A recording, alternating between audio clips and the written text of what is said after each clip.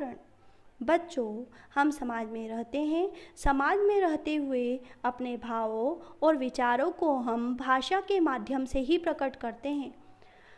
भाषा के आरंभिक दौर को यदि हम देखते हैं तो हमें पता चलता है कि जो आदि मानव थे वे केवल संकेतों और अलग अलग ध्वनियों से ही अपने विचारों और भावों का आदान प्रदान करते थे। लिखित रूप तो बहुत बाद में ही विकसित हुआ। यदि हम आधुनिक परिदृश्य में देखते हैं तो जो लोग बोल सुन नहीं सकते हैं वे भी हाथ के संकेतों से ही वार्तालाप करते हैं। एक छोटा सा बच्चा भूख लगने पर रोता है।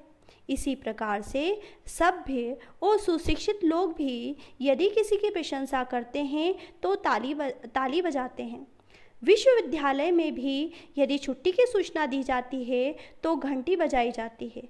ये सारे ही संकेत अपने मनोभावों और जिज्ञासाओं को प्रकट करते हैं, लेकिन केवल संकेतों के माध्यम से सभी भावों को समझना और समझाना आसान नहीं है। इसीलिए भाषा बनी है। भाषा के मूल में ध्वनि होती है। भाषा के लिए पहला प्रयास हम ध्वनि के माध्यम से ही करते हैं। इन ध्वनियों का लिखित रूप वर्ण बनता है, जैसे क, ख आदि। जब हम इन वर्णों को एक निश्चित क्रम और व्यवस्था के अनुसार जोड़ते हैं तो सार्थक शब्द बनता है, जैसे सड़क। अगर सड़क में आए वर्णों को एक एक व्यवस्था के अनुसार न लिखे तो कड़स, कड़स या डसक भी हो सकता है, क्योंकि ये एक निश्चित क्रम में नहीं है जिसका कोई अर्थ नहीं है। यही कारण है कि शब्दों के लिए वर्णों को जोड़ते समय उसे एक निश्चित क्रम और व्यवस्था की जरूरत पड़ती है। शब्दों के सार्थक मेल से वाक्य भी बनते हैं, जिसका उच्चारण मानव अपने विचारों की अभिव्यक्ति के लिए करता है। आइए हम इसे समझते हैं। बच्चों, स्पष्ट है भाषा के मूल में ध्वनि है और विभिन्न ध्वनि ही भाषा का रूप ग्रहण करती है। हिंदी में स्वर और व्यंजन तथा अंग्रेजी में ABCD आदि इसके उदाहरण कहे जा सकते हैं। इस तरह से भाषा एक व्यवस्था है जिसमें बनकर ही हम अपनी बात दूसरों तक पहुंचा सकते हैं। पशु पक्षियों की भाषा व्यवस्था को हम मनुष्य नहीं समझ सकते हैं, अतः अब हम भाषा की परिभाषा को इस प्रकार समझ सकते हैं।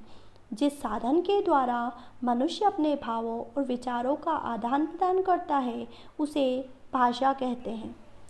भाषा के मुख्यतः दो रूप होते हैं, मौखिक भाषा, लिखित भाषा। भाषा का एक रूप और होता है जिसे हम सांकेतिक भाषा कहते हैं, पर इसका अध्ययन व्याकरण में नहीं किया जा सकता, क्योंकि वाक्य के रूप में दूसरे के पास नहीं पहुंचती, बल्कि यह भावों के रूप में ही पहुंचती है। अतः यहाँ मौखिक और लिखित भाषा को ही समझाया गया है। पहली भाषा है मौखिक भाषा। यह भाषा का मूल रूप है जो सहज रूप से प्राप्त होता है। इसे सीखने के लिए प्रयत्न करने की आवश्यकता नहीं है। भाषा का ये रूप मनुष्य के जन्म के साथ ही जुड़ा हुआ है।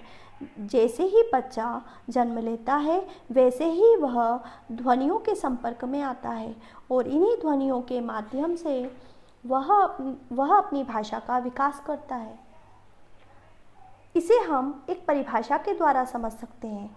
भाषा का वह रूप जिसमें बोलकर और सुनकर विचारों का आदान प्रदान किया जाता है उसे मौखिक भाषा कहते हैं। जिस प्रकार से हम टेलीफोन पर बातें करते हैं, पर्दे या स्क्रीन पर हम लोगों को बातें करते हुए देखते हैं और वीडियो कॉन्फ्रेंसिंग के दौरान भी हम बोलते हैं और सुनते हैं, ये सारे ही रूप मौखिक भाषा के अंतर्गत आते हैं।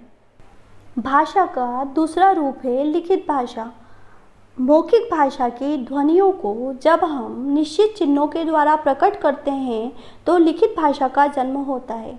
यह भाषा का कृत्रिम रूप है जो आसानी से प्राप्त नहीं होता है, इसे सीखना पड़ता है।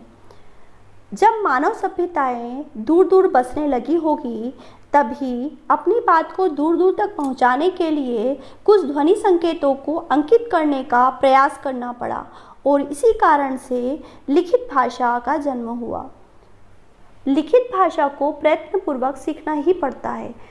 मौखिक भाषा की ध्वनियों को लेखन चिन्हों द्वारा प्रकट करने पर लिखित भाषा का जन्म होता है। पत्र लिखकर जानकारी पहुंचाना, यह इसी का उदाहरण है। इसे हम परिभाषा के द्वारा समझ सकते हैं। भाषा का वह रूप जिसमें लिखकर और पढ़कर विचारों का आदान प्रदान किया जाता है, उसे लिखित भाषा कहते हैं।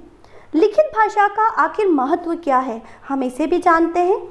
इसे वर्षों तक हम सुरक्षित रख सकते हैं। बच्चों, आज हमने भाषा के मौखिक और लिखित रूप के बारे में जाना। उसके पश्चात हम भाषा के विविध रूप के बारे में जानकारी प्राप्त करेंगे। साथ ही हम बोली और व्याकरण के बारे में भी जानेंगे। धन्यवाद।